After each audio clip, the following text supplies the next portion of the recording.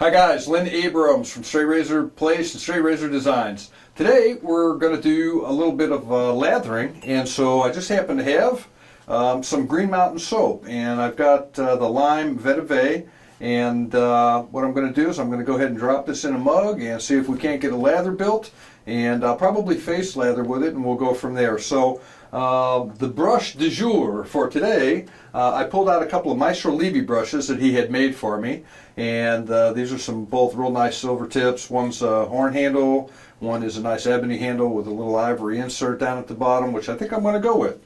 So let me go ahead and just run a little bit of water. I know you guys hate water, but I'm going to try and run it quietly. Let the brush soak just a second while I open up the soap and throw it into this little mug. This is a different shaped soap than some of the other pucks you might see. It stands upright, so it really fits into a regular coffee cup type mug well. But we're going to see how it lathers.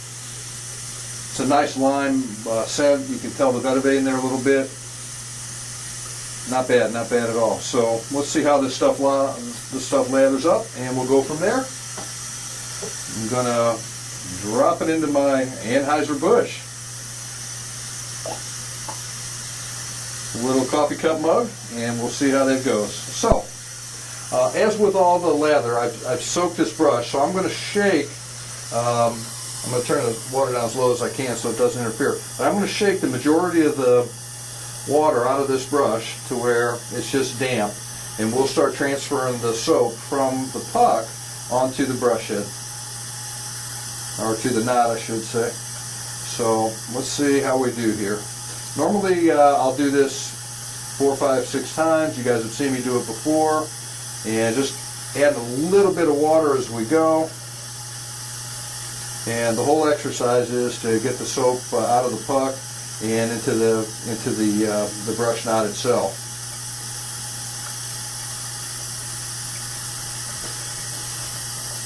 I haven't used this brush in a little while. I've really like the 24-26 millimeter knots, so I've gotten away from my 28 millimeter, 26, 28 millimeter knots, and definitely away from my 30 millimeter knots. But it's nice to revisit them now and then.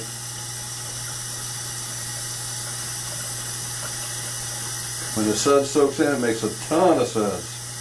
So we're going to see. I'm just little by little swirl around, and I add just a little bit of water every time, and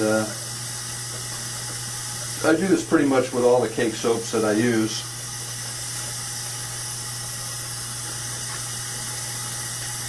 And we'll see how this one works.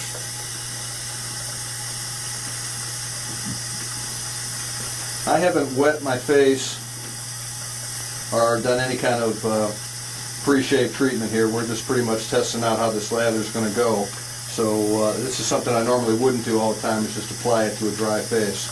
But we'll see. And again, I mean, I'm just touching this brush under the faucet to add increments of a little bit more water here and there. So I'm going to touch it back under there just a little bit, and let's just start face lather and see what we come up with here.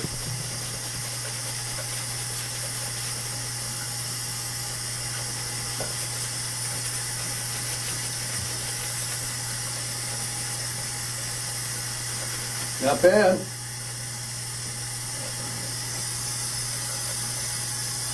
Touch more water. I can always go back to the puck if I need it, but I just wanted to see what the lather was going to be from that initial building on there.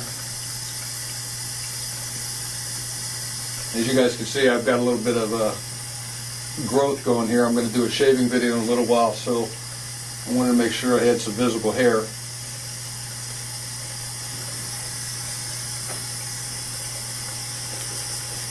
Looks like this stuff is still ready to build, so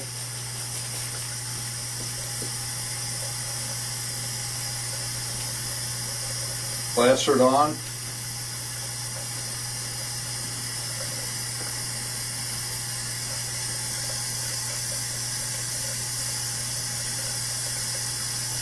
There we go.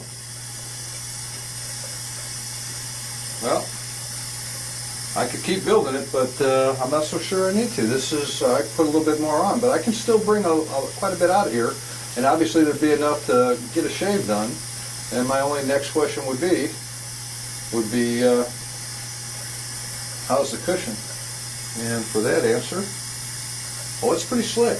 This is nice.